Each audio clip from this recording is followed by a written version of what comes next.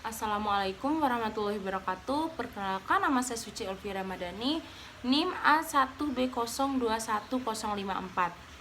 Pada kesempatan kali ini saya akan membahas tentang wudhu dan sholat, di mana aspek-aspek yang akan kita kaji tentang syarat wudhu dan rukun wudhu dan hal-hal yang membatalkan wudhu, serta mengkaji tentang syarat sholat, rukun sholat, dan hal-hal yang membatalkan sholat, di mana keseluruhan aspek tersebut akan mengkajinya melalui 4 mazhab, yaitu mazhab Hanafi, mazhab Maliki, mazhab Syafi'i, dan Hambali.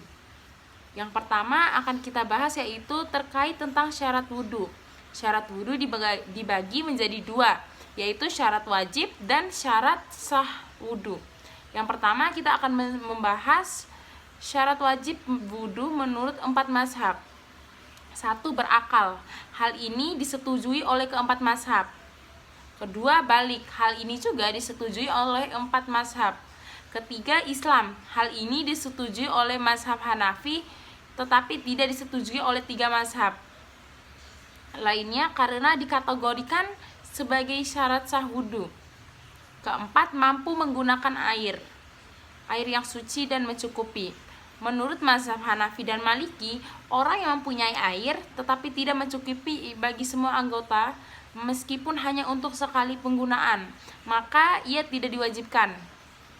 Menurut mazhab Syafi'i dan Hambali, wajib menggunakan air yang tidak mencukupi tersebut. Kemudian ia akan tayamum. 5. Hadas. 6. Suci dari haid dan nifas. Ketujuh, waktu yang sempit. Selanjutnya kita akan membahas tentang syarat sah wudhu. 1. Meratakan air yang suci ke atas kulit, yaitu meratakan air ke seluruh anggota yang wajib dibasuh, sehingga tidak ada bagian yang tertinggal. Hal ini disetujui oleh 4 mazhab. 2. Menghilangkan apa saja yang menghalangi air ke anggota wudhu. Hal ini juga disetujui oleh 4 mazhab. Keempat, tidak terdapat perkara yang membatalkan wudhu. Hal ini juga disetujui oleh 4 mazhab. Keempat, waktu untuk tayamum. Hal ini tidak terdapat dalam mazhab Hanafi, tetapi terdapat pada ketiga mazhab. Selanjutnya kita akan membahas rukun wudhu menurut 4 mazhab. Keempat mazhab memiliki rukun wudhu yang berbeda. Misalnya, mazhab Hanafi yang hanya memiliki 4 rukun wudhu, mazhab Maliki 7 rukun wudhu, mazhab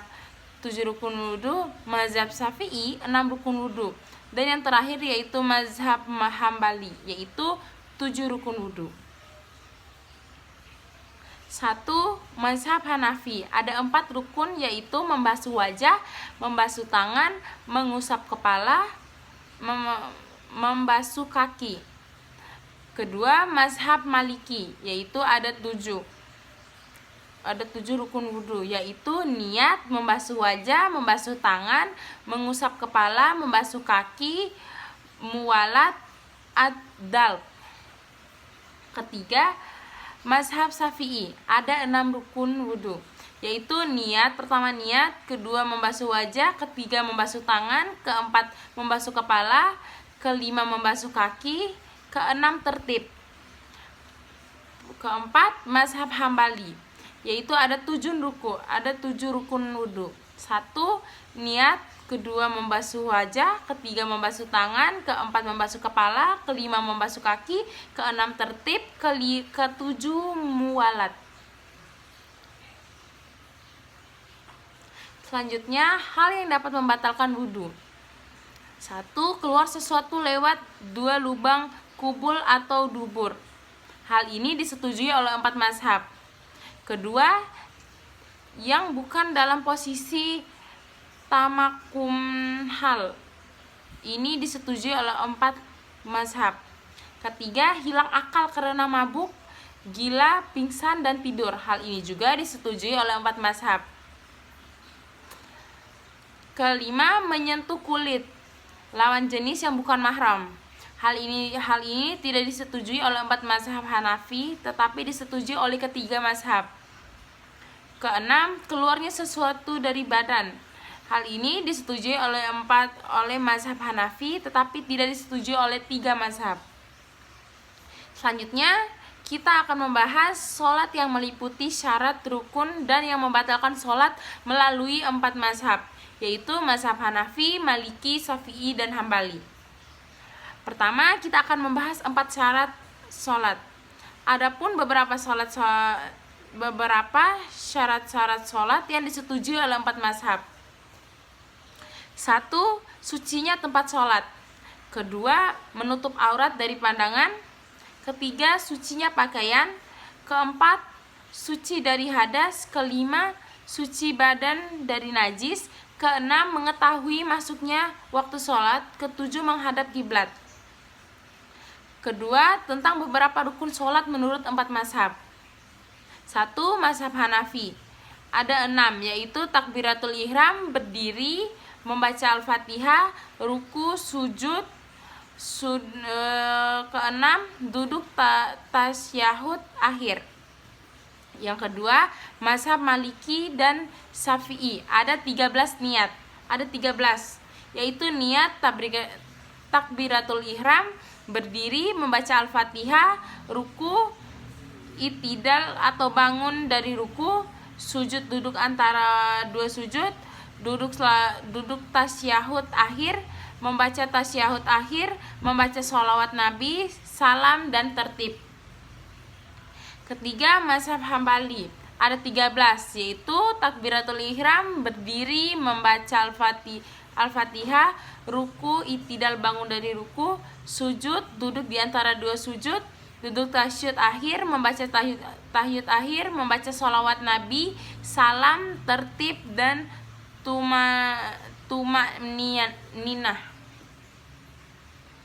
Ketiga, tentang hal-hal yang membatalkan sholat menurut 4 mazhab. 1. Yang membatalkan sholat menurut 4 mazhab Hanafi adalah berbicara dengan sengaja atau lupa, tidak tahu hukumnya, atau karena keliru. Kedua, membaca mirip dengan perkataan manusia. Ketiga, banyak bergerak. Keempat, memalingkan dada dari kiblat. Kelima, makan dan minum. Keenam, berdehem tanpa alasan. Ketujuh, menggerutu. Keenam, merintih, mengadu, menangis, dan dengan suara keras. Kesembilan, membahas ucapan yang bersin. 10. Mengucapkan kalimat innalillah ketika mendengar kabar buruk. Ke-11, mengucapkan kalimat alhamdulillah ketika mendengar kabar baik.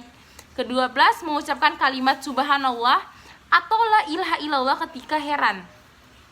Nomor 2, hal-hal yang membatalkan sholat menurut mazhab Maliki, yaitu meninggalkan salah satu rukun dengan sengaja. 2. Menambah rukun dengan sengaja. Ketiga, menambah tasyahud bukan pada tempatnya. Keempat, tertawa berbahak-bahak. Kelima, makan minum dengan sengaja. Keenam, berbicara dengan sengaja. Ketujuh, meniup dengan mulut dengan sengaja. Kedelapan, muntah dengan sengaja. Kesembilan, terjadi sesuatu yang membatalkan wudhu, seperti kentut. Ke-10, terbuka aurat. Yang ketiga, hal-hal yang membatalkan wudhu menurut mazhab Syafi'i.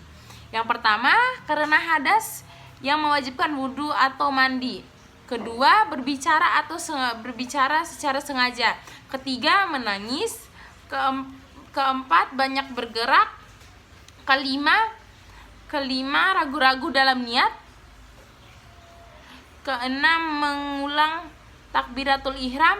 Ketujuh, meninggalkan ruku secara sengaja. Ke-8, mengikuti imam yang tidak patut diikuti karena kekufurannya atau sebab lainnya.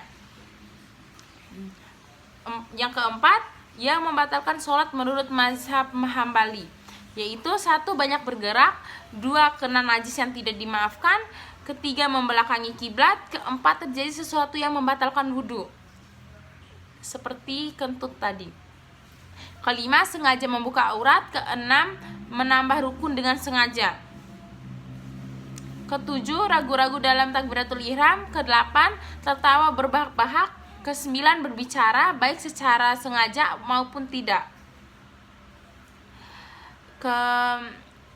Kedelapan, makan atau minum. Sekian dari saya, Suci Elvira Ramadhani. Wassalamualaikum warahmatullahi wabarakatuh. Mohon